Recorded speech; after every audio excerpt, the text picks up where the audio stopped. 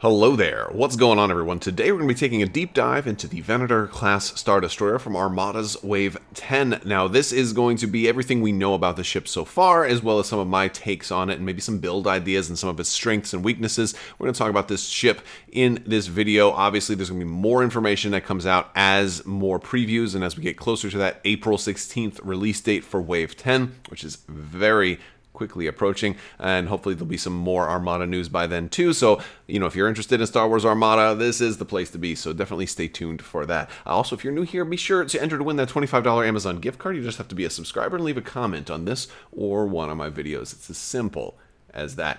If you are also new here, you can check the links in the description of the video below. We got links to Discord. We also got links to the merch store, to Crabbok.com, where I've got the free AI system for Armada. If you're in lockdown and don't have anybody to play against, you can play against the AI deck. All of those things are on the website for free, so check those out. All free stuff from me to you. Thanks for watching. Let's go ahead and talk about the Venator class Star Destroyer. It's certainly the most iconic ship of the Clone Wars. It's the mainstay of the Republic fleet. It's a large-based ship, and you're probably going to want multiples of them just because it would be unthematic not to have at least two, right? But I guess we're going to see, because the prices have gone up. These are about $65. A lot of people are not happy about that, and I understand, especially since the plastic and all that stuff has kind of been taken out of them. This is a larger ship, though, however. There's a lot of plastic to this ship. It's almost about as big as the Imperial Star Destroyer, while probably not quite as wide. It does have those kind of curvy hourglass figure. This thing's been watching the carbs. It's been doing good. It's been on keto maybe, or Atkins or something like that. It's doing great. No, it's a very nice ship. It's very longer than I kind of expected. Sometimes when you see it on screen, you get it from a different view, so you don't get that top-down view. And so it's interesting seeing the top-down view of this particular ship. I'm also curious if you guys are going to do any repaints, because we sometimes have repainting competitions on the Discord where a lot of people submit their photos of their custom jobs, and it's really cool to see that. It definitely looks like the front arc from this ship is going to be the dominant arc. We got a good look in our first preview of the ship here. We can see it's going to certainly seem to resemble a lot of what the Imperial Star Destroyers have, in that they're pretty much front arc dominated. But this one still has a fairly impressive side arc, and from the way that those lines are drawn, I don't think it will be terribly difficult to line up double arcs on your opponents. Which is going to be a good thing, because so many times on those Star Destroyers or front arc dominant ships, you feel like you have to run gunnery teams, or at least you used to, and now that gunnery teams is harder to run, it's going to be nicer to have a lot more options in the weapons team category, and I think this is a ship that's going to kind of lend itself to that. With just gentle flying, you should be able to keep those double arc shots lined up. But in our first preview, we didn't really get a good look at the speed of the ship, and of course we will a little bit later on in this video. But in our first preview, we saw a little bit of what the Venator 1 had for its dice and its arcs, and also its upgrades. But the Venator 2 really didn't show us much, besides the fact that we've got 9 hull, it had a blue and a black in its anti-squadron die, and had a whopping 5 squadron value, which is the largest we've ever seen for a large ship, which is pretty significant. That this thing is going to have a tremendous ability to launch squadrons, which is pretty much the way it ought to be, for the Venator 2 at least. We also know that we're going to be getting Ahsoka Tano, whether she's an officer or a commander. I think she'll be an officer, at least in this version, based on the card art. She looks pretty young right there. We also see that we're getting a Plo Koon commander, who is going to be doing something to benefit squadrons, which is going to be very nice. So he'll be good for some kind of squadron commander, which I think will be very helpful, although we can't read all of the text, so there's limits to really how much I can say about him right now. And then the top right card art appears to be the self-propelled heavy artillery, or the SPA-T cannon shot that we all saw at the beginning of Episode 3. If you're not familiar with it, again, go rewatch the opening sequence to Star Wars Episode 3. You will actually notice that one of these Venator has this very, very bright blue beam that comes out and seemingly one-shots a separatist ship, a Munificent, which is a medium ship, which is it's a significant shot. which leads a lot of people to think, well, this ship maybe it'll have a super weapon slot. However, from what we can see from the Venator 1, it does not have a super weapon slot, but granted, maybe the Venator 2 does. It really has people kind of wondering. Now, the story behind that is apparently Anakin Skywalker put a one of those heavy artillery walkers in the hangar bay, and it let it actually fire. So he basically mounted a tank inside an airplane and opened the launch bay doors and had it fire out. That's kind of that's a really, really rough, because it's not a tank, but it's artillery, which is different. But if you could mount an artillery to the bottom of an aircraft and fire, that'd be insane. And that's what he did. I think you could only really do that in space, because the weight from a lot of these pieces would really drag down a lot of planes. Although that's kind of how the A-10 Warthog kind of works, how they just built a plane around a Vulcan cannon. So it's really, really interesting stuff. So I like that they did some very creative things in the Clone Wars, and that was definitely one of them. So it'll be interesting to see what that card looks like, and if it is indeed a super weapon or something different, like maybe a turbo laser or something. That'll be interesting. As for the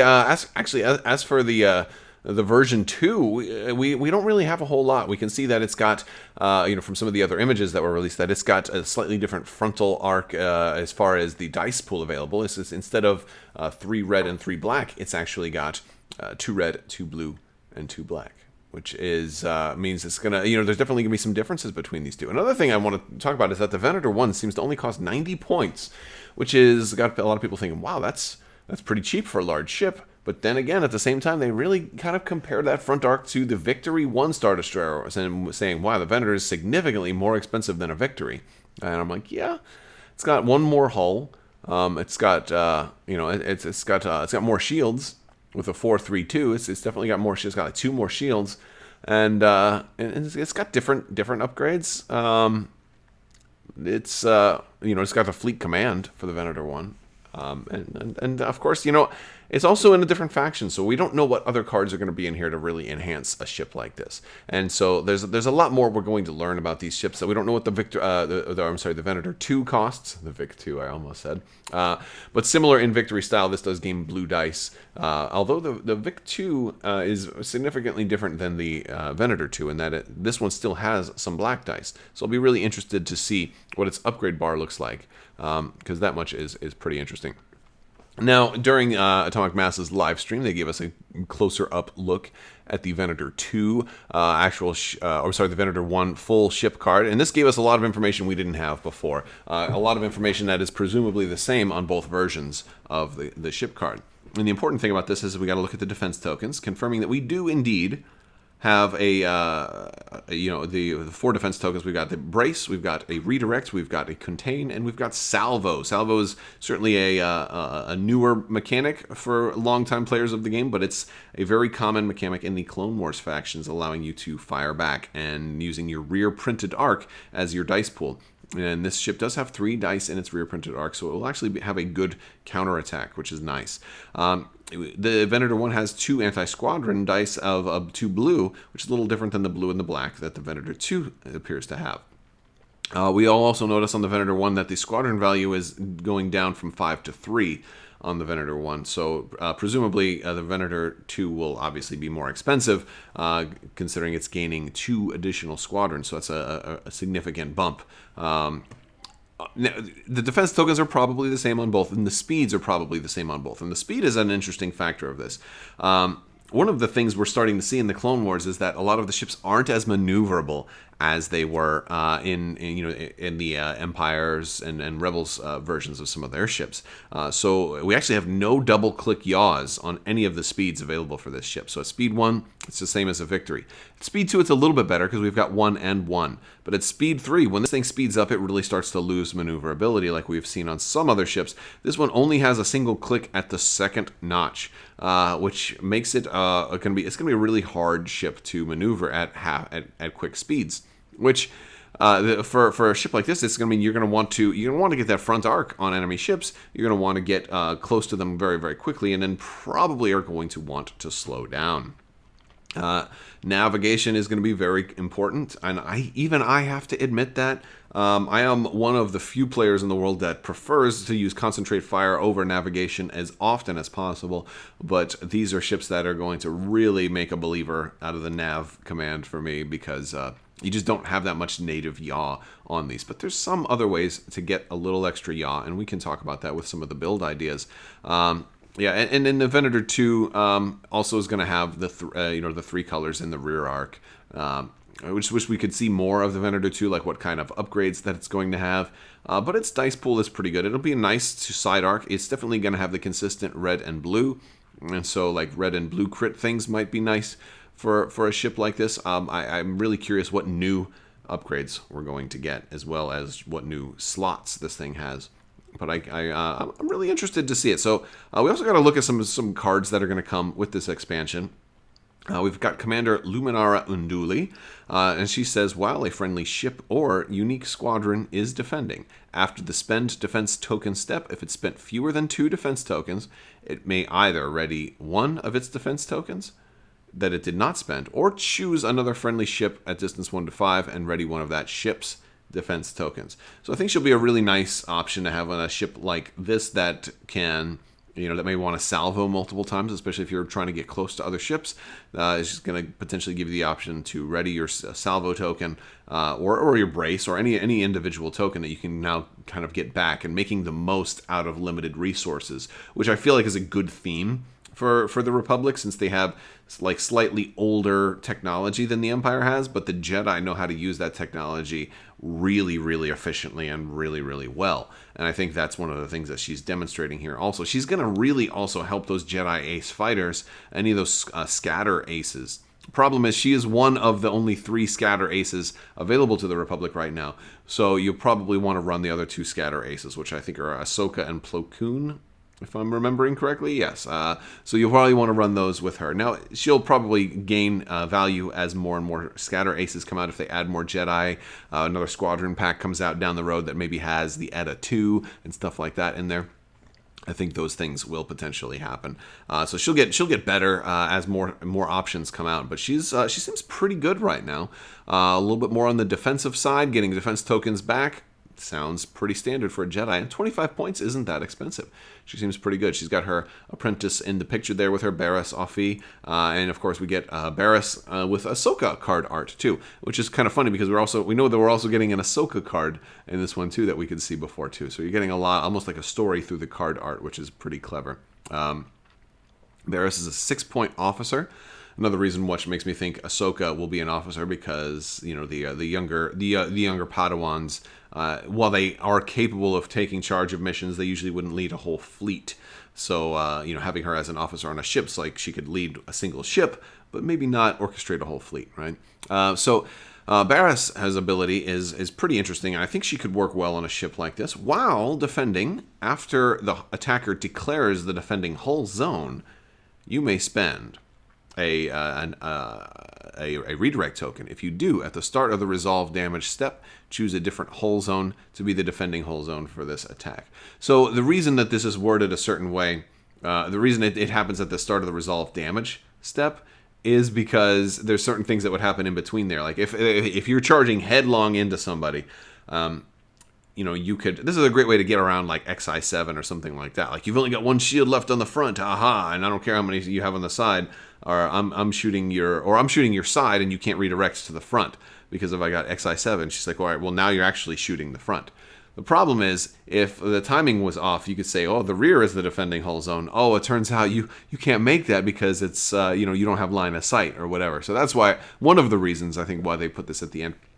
Also, it's the resolve damage step, and there's other effects that can potentially happen before that as well. So I think there might be some tech that works into resolutions with this character in the future, which could be interesting. And maybe there's going to be some other upgrades in here that actually, have effects that trigger in between those 2 steps, which will be interesting. But ultimately, this is helping you make the most efficient use of your shields. I talked a little bit before about how the Jedi are making the best possible use out of the least stuff. Like, how many times have you ever had a ship blow up that still had shields like on the opposite side? right? Like it's a bummer. And Barris is going to help you kind of ensure that that doesn't happen. She's going to help you make the best use out of all of those shields on a Venator, especially on a Venator 1 that wants to charge and has to get into close range of the enemy fleet before it can really unleash its payload.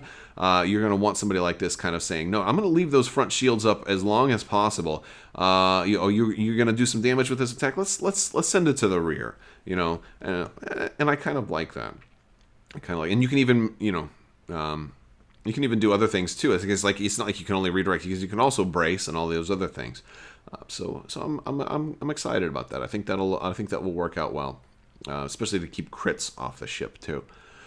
And no, I want to talk about some Venator 1 kind of build ideas, where I decided, I've already talked about running Barris on a Venator 1, so I have her as one of the officers on there. Since we can see the most of the Venator 1, it's a little bit easier for me to put some build ideas on here. I think Bail Organa will be a potentially good commander for this ship. Obviously, we've got Luminara already, but I think Bail could be a pretty good option. He can work very well with few ships, giving you like multiple tokens over the course of things. And while he's great to being able to hand out those engineering or dials, I should say, in a recent battle report, I was using Bail incorrectly and I gave myself tokens instead of dials. So you know what? Hey, even people who are in love with the game as much as I am can make mistakes. It happens when stuff is still new. But actually, sometimes it even happens when things are older. But yeah, Bail giving out extra engineering dials is going to be huge to get those shields back up. But another thing that I think is going to be really nice here is possibly giving out navigation dials. We have a really bad turning capability here, and if somebody outmaneuvers us, we might not be able to bring that front arc to bear. So maybe Bail giving out extra nav dials here can allow me to continue to do concentrate fire or whatever else I need. Maybe because a lot of times you need to run concentrate fire with some of the new things, even if you didn't like it as much as I already did. If you have a ship running gunnery teams in your fleet or anything else that's going to trigger off a concentrate fire, you have got those swivel turrets and you need to readjust them or whatever. Being able to plan for different commands. Or if you've got a Venator 2 also that you want to be running squadron commands as much as possible, Bail can help you kind of overcorrect. So I like him on this ship, but I think he also works for this ship because you're going to need extra navigation in order to kind of make sure you have that front arc on an enemy ship, and also to try and get the double arc if you can. Since this is a black dice heavy ship, I think Ordnance Experts is appropriate for the weapons team. I think that'll be a great option. There's other good options too. I really considered clone gunners. I think that's also a great option for this ship. And of course, the decision between those two will likely depend on what else comes. If there is some, like a title or some other upgrade in here, an officer or whatever, that gives you rerolls, that gives you something else, then maybe maybe you won't need Ordnance Experts as badly. Then I could see maybe going clone gunners, giving yourself the accuracy, because you can roll potentially huge damage totals with this, but you're less likely to get an accuracy with a black dice heavy ship because you don't have blue dice in that front arc. But knowing only what we know now, I decided Ordnance Experts might be one of the best options currently. I mean, there's plenty of other good options, but Ordnance Experts is one that I like. You do have Fleet Command here, so I think Take Evasive Action is a phenomenally good option for a ship like this. You're going to need to be able to get nav tokens on here. There's lots of different ways that tokens can potentially transfer, but if you can get your nav tokens over here to continue to power Take Evasive Action, that's going to give you free yaw when you move. That's going to be good for the entire Clone Wars factions overall, I think, but it'll be good for this ship especially, since none of its speeds have that last yaw as 2, so it's always going to help you no matter what speed that you are at, which I like. I like it a lot. For the offensive retrofit, there wasn't anything that I really wanted to go crazy with on this ship. Obviously, you could run it as a carrier, but I wanted to save some of the...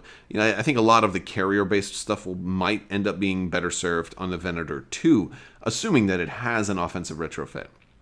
But in this case, proximity mines, I think, is one that doesn't get used a whole lot. And since we do have engineering value of 4, here's a great opportunity to drop a couple of proximity mines and take advantage of a fun card to be able to use. Wouldn't be something I put on all of my Venator builds, but I think it'd be a fun one, and I think it's one that will work It'll always be useful, but it won't always be great. So, assault proton torpedoes for the ordnance. I mean, really, it's always kind of a toss-up between assault concussion missiles and assault protons. In this case, I want assault protons just to do something a little different. You can get to, you can only trigger this a single time because you have to exhaust it now. But it's a decent card to have. There's a lot of good. I mean, almost all the ordnance choices are good. If you want to go more heavily anti-squadron, there's ways to get to affect your anti-squadrons. There's cheaper options, but assault protons is a good middle ground, and I think it's a fun one to run. Also, you're going kind of more expensive if you're looking for that black dice card, which I think is going to be one of the cards you definitely want to run on a Venator 1. This one is a little cheaper than assault concussions, so it gets you that deadly feel at a slightly cheaper price. And then Heavy Fire Zone, I think, is another one to think about for this particular ship. It's not one that we always run. It's actually a very rarely used turbo laser upgrade. I'll use it sometimes on a Nebulon, but on this is a ship that has 2 blue.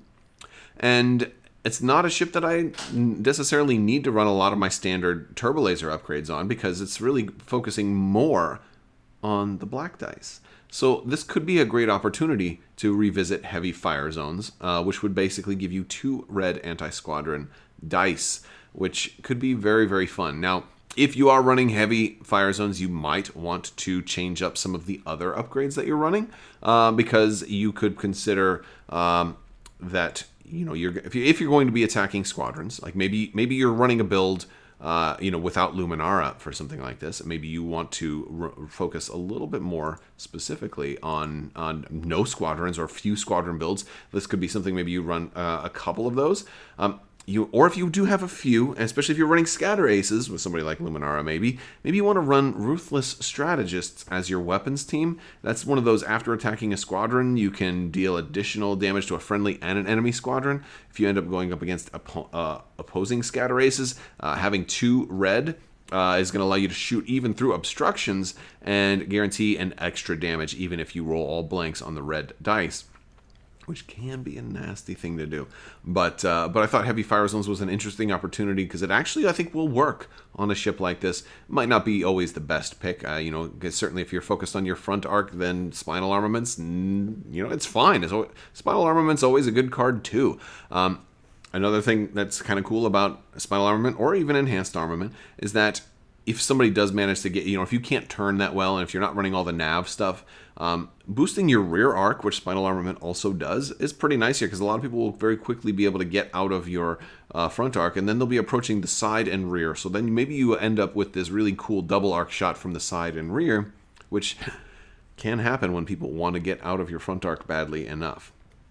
Now, we're going to move on to the Venator 2 and some build ideas. It's obviously much harder to come up with build ideas for a ship that we don't have any idea what upgrade cards it's going to come with. So this one's a little bit more kind of hodgepodge. All we really know is that it's probably going to be at least in the ballpark of the Venator 1, so certain upgrades are going to be nicer. We got a little more blue dice on this one, so it might have an ion cannon upgrade, might not.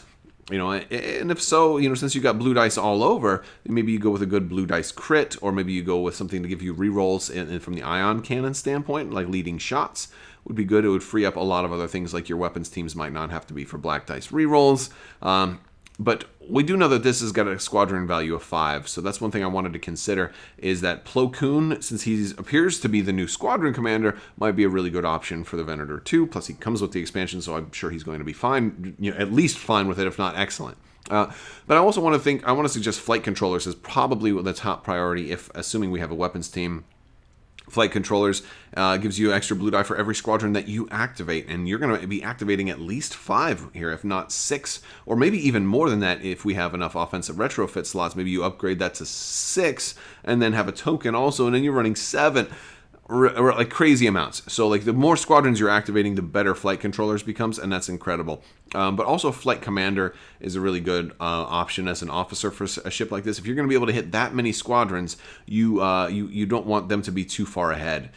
So that since almost every ship has an officer slot, I think flight commanders is a good option. If we do have a good number of offensive retrofit slots on this one. I think you also want to consider boosting your range. I think you want to be able to extend that from medium to large range, and or potentially increase your squadron value even more, although I don't think you really need to push the squadron value to 6. I think 5 is going to be fine. One of the things that I worry about on a lot of times that I've got a ship with great squadron values is, okay, well, what happens if I start losing too many squadrons? What if that's my only carrier? I don't want my opponent to be like, well, he has to go with that ship first because that's the only way he's going to activate squadrons. A lot of times I want multiple ships that can activate squadrons. So I might run 2 Venator 2s, and if that's the case, now I'm already got 10 squadron value. I'm probably not running that many more squadrons, so I don't really need to, to run expanded hangar bay, which increases your squadron value by 1. I think boosted comms would be another good one. Now, if you're not going, I have fire control team down there. I'm sure you see that. If you're not going to go squadron heavy with a ship like this, maybe there's some other upgrades. Maybe it's got some cool stuff. Maybe it's got a super weapon. Maybe you want to just take it as a blasty ship. Having each color in its arc makes me think that this might be a good opportunity for fire control team, which is one of those that I almost never use because there's not that many times where I want to activate more than 1 crit at the same time. But if this one potentially has maybe blue and black upgrades, and you get your rerolls, and you can possibly trigger blue and black crit at the same time, this may end up being a ship that fire control team will work well on. That's really just conjecture on my point, because we don't know if it's going to work very well with that or not. But a ship that has 2 red, 2 blue, and 2 black in its front arc might very well be a ship that has other things that kind of give it a realistic chance of being able to trigger multiple crits that you both want and are likely to get. And if so, wouldn't that be kind of cool to have a really fun ship to use fire control team with? Maybe that SPA, the SPA-T would be a really fun one to be able to do with that. All right, guys, that's kind of my hot takes on the Venator class Star Destroyer. Let me know what you guys think in the comments section below. Don't forget to like the video, share the video, check the links in the description below. If you want a t-shirt or a mask or anything like that, we sell socks even, all kinds of cool stuff. They're also in the shop below. I want to thank you guys so much for watching. Big thanks to my patrons as well. You guys are awesome. I couldn't do this without your continued support, so thank you for your continuing to support the channel. I will talk to you guys soon. Thank you so much, and as always, have a great day.